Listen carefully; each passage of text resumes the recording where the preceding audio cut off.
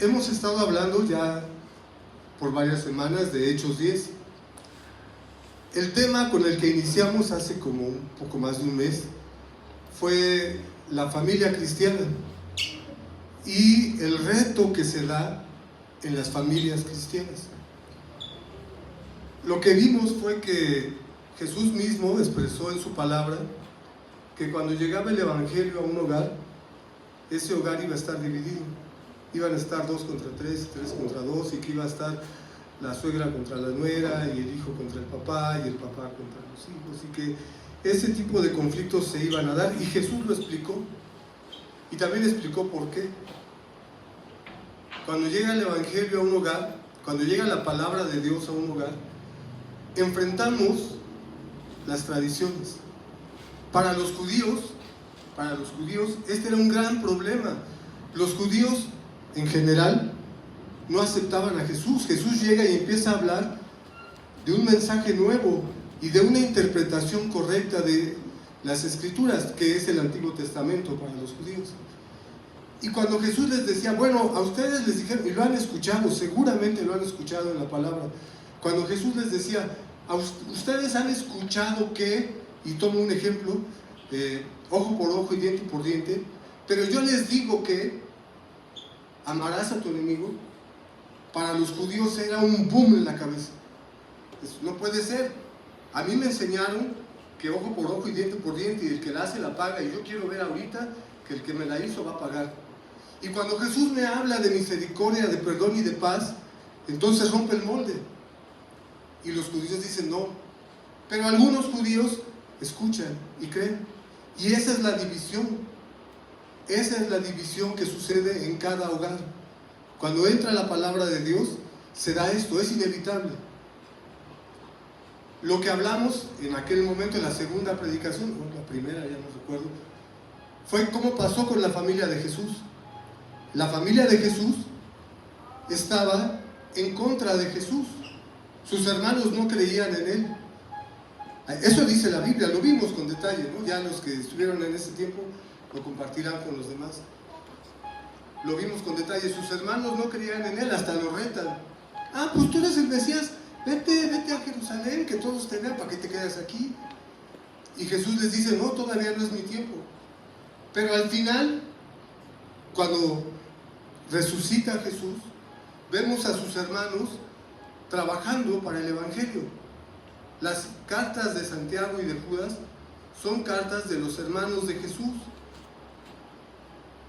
Se convirtieron a Cristo, aceptaron a Jesús como Señor y Salvador y terminaron sirviendo a su Señor, comprometiendo sus vidas.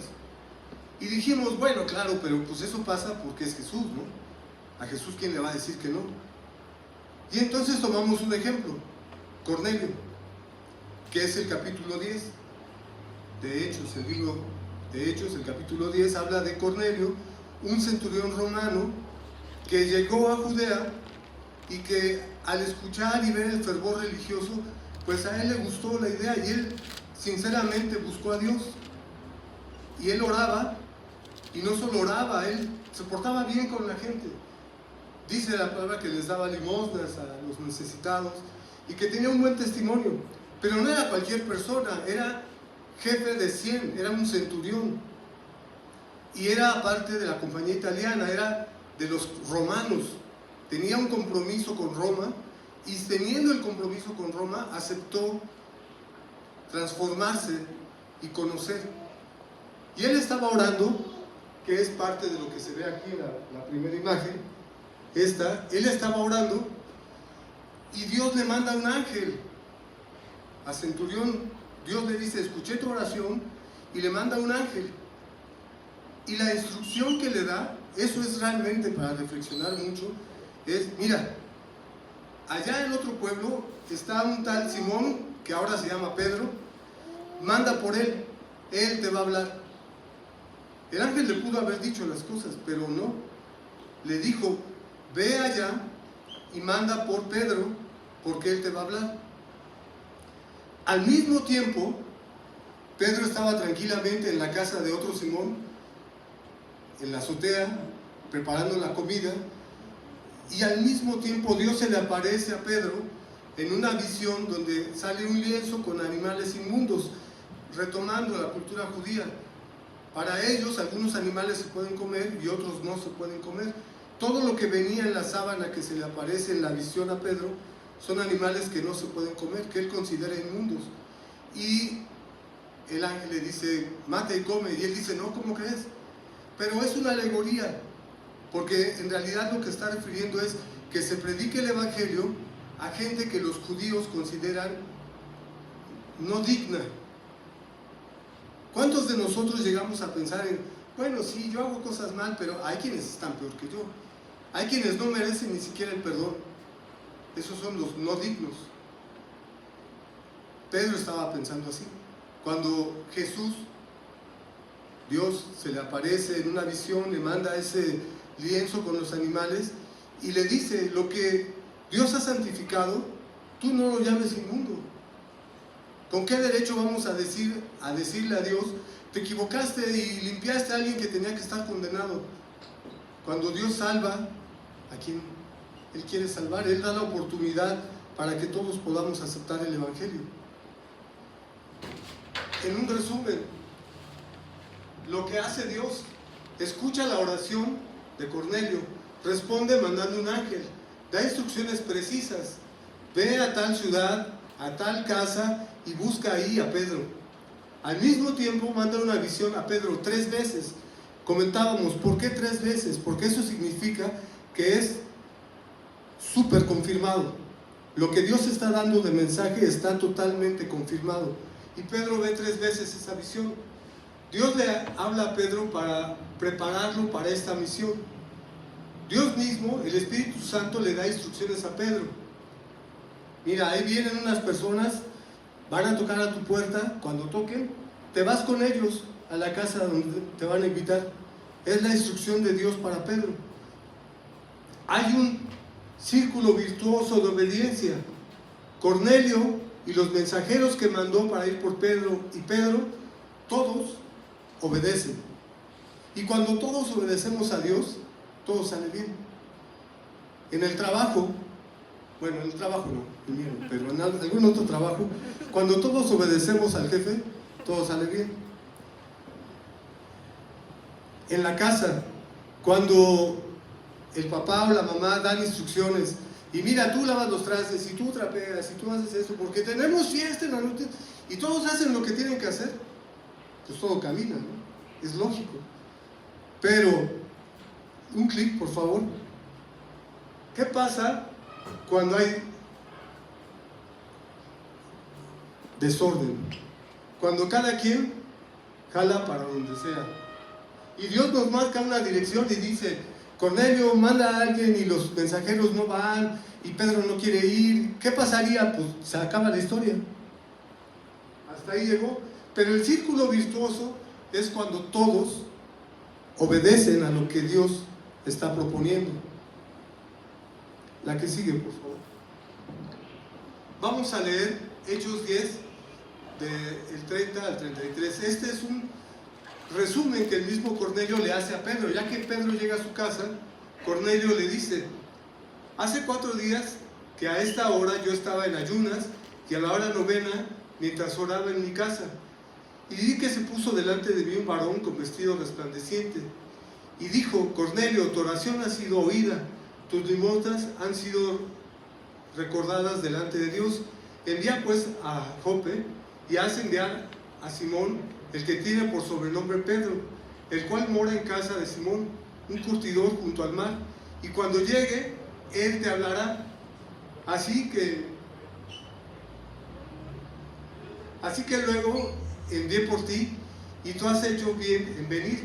Ahora pues, todos nosotros estamos aquí en la presencia de Dios para oír todo lo que Dios te ha mandado. Cornelio le vuelve a hacer el resumen a Pedro, pero quisiera poner énfasis en esto. Él te hablará. Hay una instrucción de Dios para cada discípulo de Cristo de llevar el Evangelio. Cuando alguien acepta a Cristo, tiene que hablar de Cristo. porque es una orden de Jesús.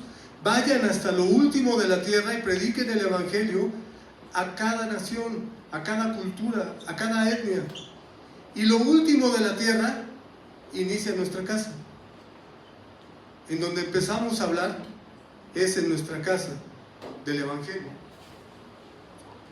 La que sigue, por favor. Lo que Pedro hizo, continúo con la lectura. Hechos 10:34. Entonces Pedro, abriendo la boca, dijo: en verdad comprendo que Dios no hace acepción de persona, sino que en toda nación se agrada del que teme y hace justicia. Dios envió mensaje a los hijos de Israel, anunciando el Evangelio de la paz por medio de Jesucristo. Este es Señor de todos, y vosotros sabéis lo que es divulgado por toda Judea, comenzando desde Galilea, después del bautizo que predicó Juan, y cómo Dios ungió con el Espíritu Santo y con poder a Jesús de Nazaret, y cómo éste anduvo haciendo bienes y sanando a todos los oprimidos por el diablo, porque Dios estaba con él. Y nosotros somos testigos de todas las cosas que Jesús hizo en la tierra de Judea y en Jerusalén, a quien mataron colgándole de un madero.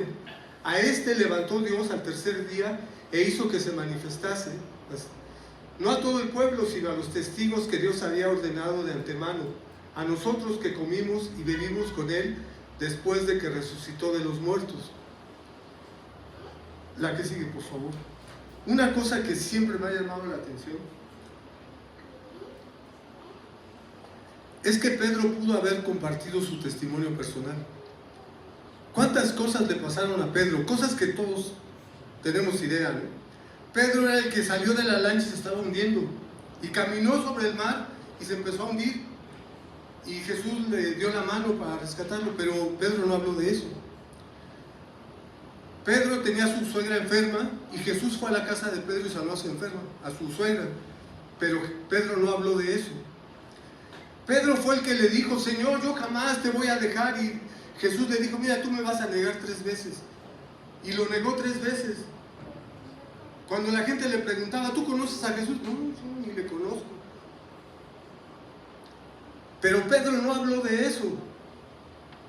Me llama mucho la atención de que Pedro para nada habló de sí mismo. No perdió el tiempo hablando de él, porque él solo tenía una cosa que decir: Cristo, y a él crucificado, y a él resucitado. El mensaje de Pedro para esta familia era hablar de Jesús. Para eso lo entrenó Jesús, para eso lo llenó el Espíritu Santo, para hablar de Jesús. Podemos pasarnos horas hablando de nosotros mismos, pero nuestro mensaje tiene que ser por Jesús. Nos mandó que predicásemos al pueblo y testificáramos que Él es el que Dios ha puesto por juez de vivos y muertos. De este dan testimonio todos los profetas, que todos los que en Él creyeren recibirán perdón de pecados por su nombre, por el nombre de Cristo. Pedro habló porque Dios le mandó ahí para compartir, no su historia, no su opinión, no su interpretación, para hablar de Cristo. 7 cosas que Pedro dijo, y aquí están los versículos. Aquí voy a pedir ayuda. Hermanos, ¿quiénes tienen Biblias así a la mano? ¿No traen Biblias? Allá hay una. Confiesa que Dios le ha cambiado un paradigma. Versículo 34. Hechos 10:34. Sí, lo puede leer. Lo primero que dice Pedro es: Dios me cambió. Porque yo pensaba que el Evangelio era solo para los judíos, y ahora entiendo que es también para todos los demás. A veces los cristianos cometemos ese error y pensamos: vamos a hablar de la palabra y vamos a estudiar la palabra entre cristianos. Bueno, sí, la tenemos que leer y estudiar, pero tenemos que hablarle a los que no conocen de Cristo. Esa es nuestra misión. ¿Sí lo tiene? ¿Lo puede ver? Dice: entonces Pedro, abriendo la boca, dijo: en verdad comprendo que Dios no hace acepción de personas. Gracias. Pedro comprendió En su mente entró algo que como judío no estaba. Dios no es solamente Dios de los judíos, es Dios de todo el mundo. Y eso le cambió el chip a Pedro. Habla del Evangelio de la paz predicado por Jesús, versículo 36. ¿Lo puedes leer, Germán, por favor? Dios envió un mensaje a los hijos de Israel, anunciando el Evangelio de la paz por medio de Jesucristo. Este es Señor de todos. Gracias. El Evangelio de la paz predicado por Jesús, Señor de todos. Habla de lo que Jesús hizo, versículo 38. ¿Alguien lo puede leer? ¿Eso sí? Ángel, por favor. Como Dios ungió al Espíritu Santo y con poder a Jesús de Nazaret, y como éste anduvo haciendo vidas y sanando a todos los oprimidos por el diablo, porque Dios estaba con él. Gracias. Lo que Jesús estuvo haciendo milagros por amor, pero estuvo sanando corazones. Manifiesta ser testigo de todo lo que Jesús hizo, versículo 39. ¿Alguien lo tiene? Ángel, el otro ángel. Tenemos muchos ángeles. Y nosotros somos testigos de todas las cosas que Jesús hizo en la tierra de Judea y de Jerusalén, a quien mataron colgándole en un madero. Gracias. Manifiesta ser testigo, él y todos los demás que estuvieron con él, ser testigos de todo lo que Jesús hizo. Dice que Jesús resucitó y que él lo vio vivo, versículo 40. A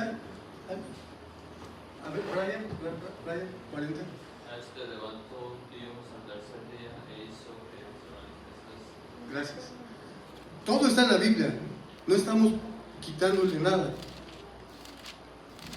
Jesús resucitado porque Dios lo levantó y él es testigo de eso. Jesús mandó que se predicara el Evangelio. Vamos a leer Mateo 28 del 16 al 20. Ahora sí, ¿quién lo tiene? No. Sí, Mariana. A ver, Nelly lo tiene. Nelly le ganó la esgrima bíblica. Mateo 28, dice así, del 16 al 20. Pero los 11 discípulos se fueron a Galilea, al monte donde Jesús les había ordenado, y cuando le vieron, le adoraron, pero algunos dudaban. Y Jesús se acercó y les habló diciendo: Toda potestad me es dada en el cielo y en la tierra. Por tanto, id y haced discípulos a todas las naciones, bautizándolos en el nombre del Padre y del Hijo y del Espíritu Santo, enseñándoles que guarden todas las cosas que os he mandado, y he aquí, yo estoy con vosotros todos los días hasta el fin del mundo. Amén. Amén. La instrucción de Jesús, la gran comisión para cada cristiano, para cada persona que ha aceptado a Cristo, recibe el encargo de ir por todo el mundo repartiendo folletos y hablando en altavoz. No, ¿verdad? No dice eso. Haciendo videos y programas de televisión. No, tampoco. Bueno, ya sé, ganando muchos likes en sus videos de... No, tampoco, ¿verdad? ¿Qué es lo que dice? Ir por todo el mundo y hacer discípulos. Hacer un discípulo es un compromiso de vida. Es comprometerme con alguien a que me conozca y yo conocerlo y a vivir juntos la vida cristiana. Un discípulo no es una persona a la que le doy un folleto y le digo Dios te ama. Un discípulo es una persona con la que entablo una relación personal para que conozca lo bueno y lo malo mío, para que conozca cómo vamos viviendo la vida cristiana y cómo va aprendiendo él a vivirla. Y dice, allá está, miren, allá está, bautícenlos. Ahí también lo dice, ¿no? Bautícenlos. Sumérjanlos, bautizar es sumergir, sumérjanlos en la vida cristiana, enseñando todo lo que Jesús enseñó. Por eso es que estudiamos y estudiamos y estudiamos, porque tenemos que aprender todo lo que Jesús enseñó. De otro modo, pues ¿qué estaríamos haciendo, no? Algo a la deriva. Primero estudiamos lo que Jesús enseñó y luego hay que enseñar a tener esperanza. Es parte del discipulado. Enseñen todo lo que Jesús enseñó, enseñen a obedecer todo lo que Jesús enseñó y esperen a que Él regrese. Esperamos juntos el regreso de Cristo. Eso es lo que Jesús instruyó, lo acabamos de leer. La que sigue, por favor. ¿Qué es el Evangelio? Jesús, conforme a los versículos que acabamos de leer, Jesús es el ungido de Dios, es el Mesías. Jesús es quien Dios propuso para salvar a la humanidad. Jesús vino a liberar a todos los que estábamos oprimidos por el diablo. Hay un debate que tiene Jesús con unos judíos, donde Él les dice esto y ellos dicen, nosotros jamás hemos sido esclavos. Y Jesús en su amor no lo dice, pero nosotros sí decimos, ay chiquito bebé, ¿de veras crees que nunca has sido esclavo? ¿De veras la humanidad cree que nunca ha sido esclavo? Cuando el pecado nos tiene esclavizados, cuando los deseos carnales nos tienen esclavizados, cuando la mortalidad nos tiene esclavizados. Por eso a los doctores les va bien, porque nadie se quiere morir, ¿no? Pero estamos esclavizados a la vida. Jesús vino a sanar los corazones rotos. Esto para todos. Un gran problema que tenemos en México, pero yo creo en general toda la humanidad, es que tenemos cosas en el corazón que vamos guardando, cosas que nos han roto el corazón y que vamos guardando, y que pasan los años, y pasaron 10 y 20 y 30 años, y ya incluso soy abuelo o bisabuelo, y esas cosas que me lastimaron siguen ahí, hasta que Jesús sana mi corazón. Y Jesús vino a sanar los corazones. Jesús vino para que nuestros corazones no solo latan otra vez, estén limpios, sin coraje, ni ira, ni contienda, ni envidia, ni nada que esté contaminando el corazón. Jesús puede limpiar nuestro corazón. Esa es la obra que Él hace. Jesús murió en la cruz para perdón de nuestros pecados. Él no pecó, pero nosotros hemos pecado, y Él murió para que nosotros seamos perdonados. Dios Padre le levantó de los muertos. Jesús resucitó, manifestando la promesa de la vida eterna. Parte de este mensaje es que el Evangelio no nada más es para aquí y para ahora. Sí lo es, y nuestra vida cambia aquí y ahora, pero es para la eternidad, porque al aceptar a Cristo tenemos vida eterna, tenemos derecho a estar con Dios en el cielo por toda la eternidad. Eso es algo que solo se puede hacer si aceptamos a Cristo como Señor y Salvador. Jesús es el Señor y va a regresar. Lo vimos ahorita en Mateo, y en toda la Biblia habla de que Él va a regresar. Jesús es el juez justo, justificados por la fe. Una lectura más, Romanos 5:1, a ver, esgrima, ¿quién la tiene? Ya, Germán ganó. Justificados pues por la fe, tenemos paz para con Dios por medio de nuestro Señor. Ok, gracias. Sí, ya tener la lista. Este versículo dio origen a la Reforma Protestante. La diferencia inicia entre católicos y cristianos en que los católicos tienen su idea de salvación, pero los cristianos vamos a lo que dice la Biblia. Justificados por la fe, lo que necesitamos es creer en Jesús, y el que cree en Jesús es salvo. Ha sido perdonado de todo lo que haya pasado en su vida. Jesús es juez justo. Cuando estemos delante de Jesús, y todos vamos a estar delante de Él, lo primero que se va a notar es, ¿hemos aceptado a Cristo o no? La que sigue, por favor. Mientras hablaba Pedro estas palabras, el Espíritu Santo cayó sobre todos los que oían su discurso. Y los fieles de la circuncisión que habían venido con Pedro se quedaron atónitos de que también sobre los gentiles se derramase el don del Espíritu Santo, porque les oían hablar en lenguas y magnificaban a Dios. Entonces respondiendo Pedro: ¿puede acaso impedir el agua para que no sean bautizados estos que han recibido el Espíritu Santo, también como nosotros? Y mandó bautizar en el nombre del Señor Jesús. Entonces le rogaron que se quedase por algunos días. Cornelio reunió a su familia para escuchar el mensaje de Pedro.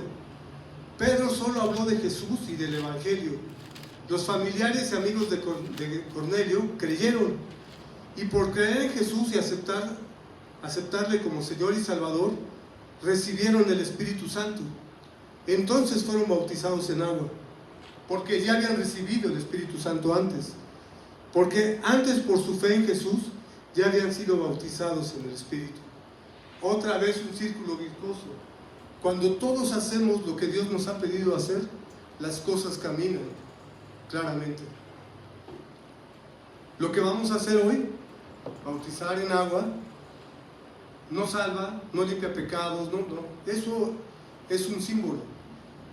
Lo que verdaderamente salva es haber aceptado a Cristo como Señor y Salvador.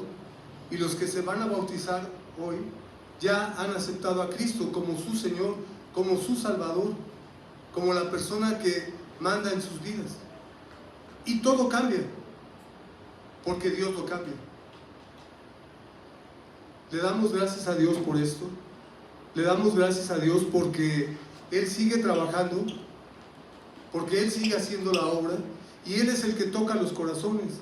Y aún antes de que nosotros le digamos a alguien: oye, deberías aceptar a Cristo, el Espíritu Santo ya está tocando el corazón para moverlo a la salvación.